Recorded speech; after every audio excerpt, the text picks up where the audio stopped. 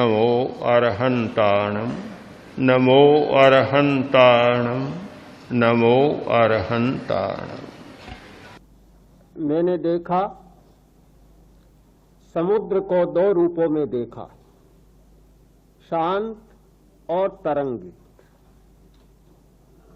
जीवन को भी ठीक इन दो रूपों में देखा है, शांत और तरंगित। कभी बहुत शांत होता है और कभी तरंगे ही तरंगे, उत्ताल तरंगे, ऊर्मिया ही ऊर्मिया। कल्पना नहीं की जा सकती, यह वही जीवन है। कल्पना नहीं की जा सकती, यह वही समुद्र है। जब भयंकर तूफान आता है, समुद्र का रूप बदल जाता है। जब भाव की तरंगे, विचार की तरंगे उठती हैं, जीवन का स्वरूप बदल जाता है। यह वही जीवन है, ऐसा सोचना, अनुमान करना भी कठिन हो जाता है। उन तरंगों के बीच, उन तरंगों के नीचे एक शांत समुद्र होता है, एक शांत जीवन होता है। उसे खोजना बहुत जरूरी है। जीवन एक महाग्रंथ है। दुनिया में इससे बड़ी कोई पुस्तक नहीं, इससे बड़ा कोई ग्रंथ नहीं है। यह महाग्रंथ है जिसका प्रत्येक पन्ना रहस्यों से भरा है। प्रत्येक पन्ने को समझना, उसके रहस्यों को जानना सबसे बड़ी पहेली है। आज तक हजारों हजारों लोगों ने प्रयत्न किया, पर इस महाग्रंथ को पढ़ने में सफल नहीं हुए। जीवन तीन तत्वों से निर्मित हुआ है, श्वास, प्राण और चेतना। श्वास ज्ञात है, प्राण कुछ ज्ञात और कुछ अज्ञात है, चेतना बिल्कुल अज्ञात। चेतना के बारे में हमारी जानकारी सबसे कम है, प्राण के बारे में उससे ज्यादा है और श्वास के बारे में और ज्यादा है। श्वास स्पष्ट है, हम जान लेते हैं और हमारे जीवन का लक्षण बना हुआ है श्वास। श्वास लेने वाला जीवित आदमी होता है और श्वास न लेने वाला मृत होता है। यह हमारी पहचान है और बहुत पुरानी पहचान है। प्राण के बारे में हमारी जानकारी बहुत कम है। प्राण श्वास का हेतु है। प्राण है तो श्वास आता है और प्राण नहीं है तो श्वास नहीं आता। हमारे जीवन में प्राण शक्ति का एक प्रवाह है। जीवन का मतलब ही होता है प्राण, प्राण धारण करना, जीना। हमारा स्वास्थ्य प्राण पर निर्भर है। लोग ये मानते हैं कि शरीर में विटामिन पर्याप्त हैं, तत्व पर्याप्त हैं। जितना कैल्शियम चाहिए, फास्फोरस चाहिए, पोटेशियम चाहिए, लवण और खनिज चाहिए, वे सारे हैं, इसलिए हमारा जीवन चल रहा है। और कहीं स्वास्थ्य में गड़बड़ होती है, दवा लेते हैं, उसकी पूर्ति कर देते हैं, मानते हैं कि हमारा जीवन ठीक चल रहा है। पर इस बात की ओर हम ध्यान दें कि ये सारे तत्व, सारे जीवन स्वत्व तभी काम करते हैं जब प्राण की धारा का प्रवाह ठीक हो रहा है। यदि प्राण की धारा का प्रवाह ठीक नहीं है और प्राण शक्ति चुक जाती है तो सारी संसार की दवाइयां ले ले, किसी की ताकत नहीं कि जिला सके, किसी की ताकत नहीं कि जी सके।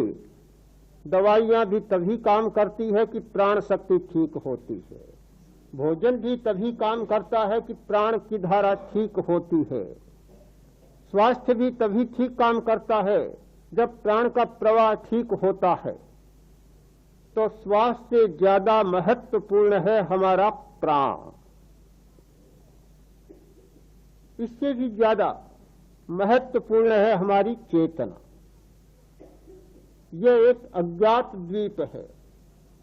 इस समुद्र में कुछ द्वीप ज्ञात हैं और यह एक अज्ञात द्वीप है, अभी तक भी खोजा नहीं गया। इसे खोजना बहुत बड़ी समस्या है।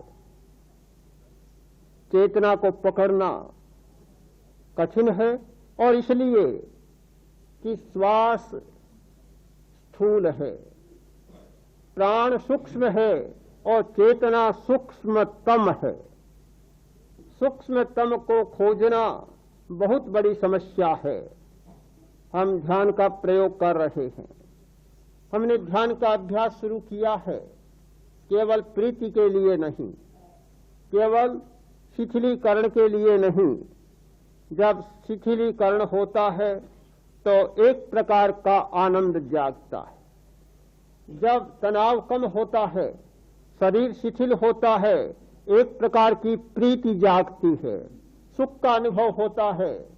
यदि ध्यान का उद्देश्य मात्र प्रीति, मात्र आनंदानुभूति, मात्र रति हो, तो मैं मानता हूं कि कोई बहुत बड़ी बात नहीं है।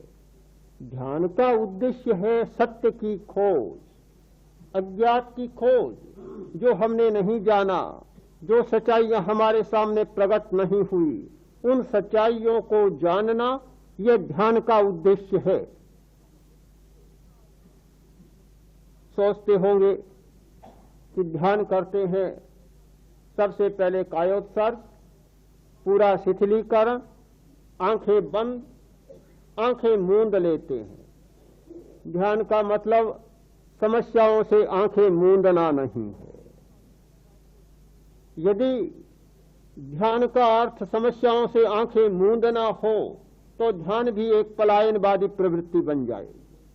ये पलायनवाद नहीं है।